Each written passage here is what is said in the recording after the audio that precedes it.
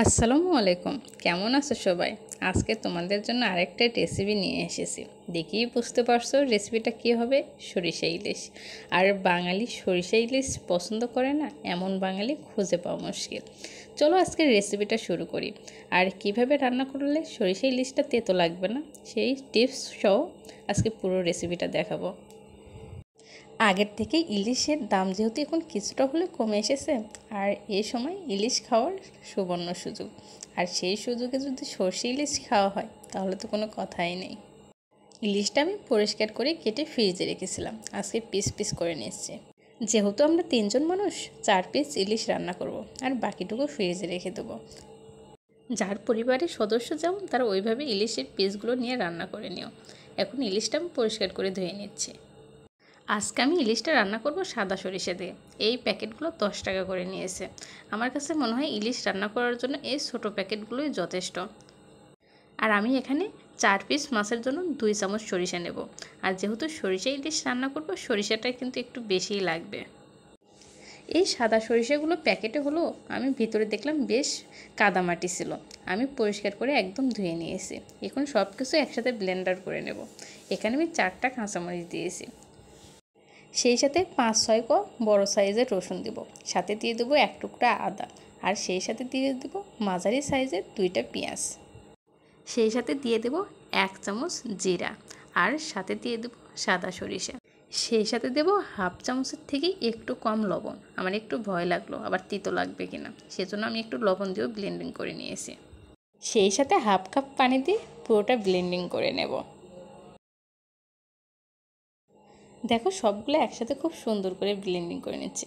আর যেহেতু সরিষা ইলিশ, সরিষার তেল দিয়ে কিন্তু রান্না করতে হবে, তাহলে বেশি মজা লাগবে। সরিষার তেলটা কিন্তু একটু বেশিই দিতে হবে। আমি সবগুলো মিশ্রণ তেলের সাথে একটু ভালোভাবে নাড়াচাড়া দিয়ে মিশিয়ে হাফ চামচের থেকে একটু কম হলুদের গুঁড়া, হাফ চামচ মরিচের গুঁড়া, আর সেই সাথে সামান্য লবণ দিতে হবে। আর লবণটা কিন্তু অবশ্যই বুঝে দিতে হবে, কারণ সরিষা ব্লেন্ডিং করার সময় কিন্তু আমরা লবণ দিয়েছি। এখন ঢাকনা দিয়ে সব কিছু ভালোভাবে কষিয়ে নেব।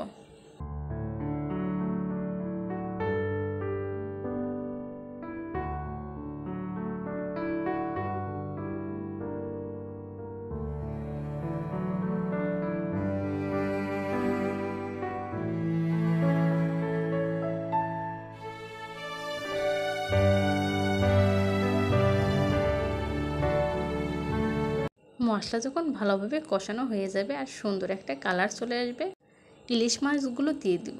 দিয়ে উল্টে পাল্টে ভালোভাবে কষিয়ে নেব। যে কোনো রান্নায় কষানোর উপর রান্নার স্বাদটা নির্ভর করে। আমি সবগুলো মশলায় একসাথে খুব ভালোভাবে সময় করে কষিয়ে নেব।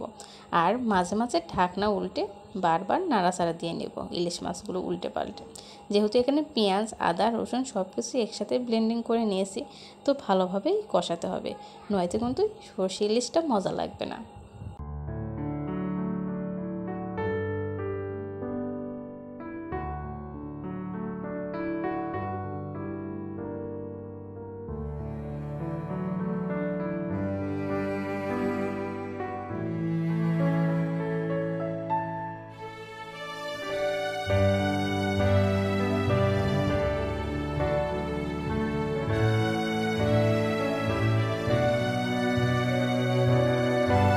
সর্ষে ইলিশ কষাতে কষাতে এরকম একদম ভাজা ভাজা করে নেব। যখন একদম ভাজা ভাজা হয়ে আসবে তখন কিছুটা পানি দিয়ে দিব। ঝোলটা যে যেমন পছন্দ করে ওইভাবেই দিয়ে দিবেন। আর ভালোভাবে নাড়াচাড়া করে মিশিয়ে নেব। আর যেহেতু সরিষা ইলিশ আর ইলিশ মাছটা বেশ নরম হয়, এই জন্য আমি বারবার টাকা দিয়ে না নেড়ে বারবার একটু দুলিয়ে উলট পালট করে নিচ্ছি। সর্ষে ইলিশ কিন্তু একটু ঝোলটা ঘন হলেই বেশি মজা লাগে। এ পর্যায়ে আমি 2টা কাঁচামরিচ দিয়ে দেব, যেন কাঁচামরিচের সুন্দর একটা ঘ্রাণ সর্ষে ইলিশে চলে আসে। এই তো আমার রান্নাটা একদম শেষের মধ্যে। আমার এই রেসিপিটা যদি আপনাদের কাছে ভালো লাগে অবশ্যই লাইক, কমেন্ট অ্যান্ড শেয়ার করবেন। সেই সাথে আমার চ্যানেলটা অবশ্যই সাবস্ক্রাইব করবেন। সেই সাথে এসকে কুকিং হাউসের সাথেই থাকবেন। আজকের মতো বিদায় নিচ্ছি। আল্লাহ হাফেজ।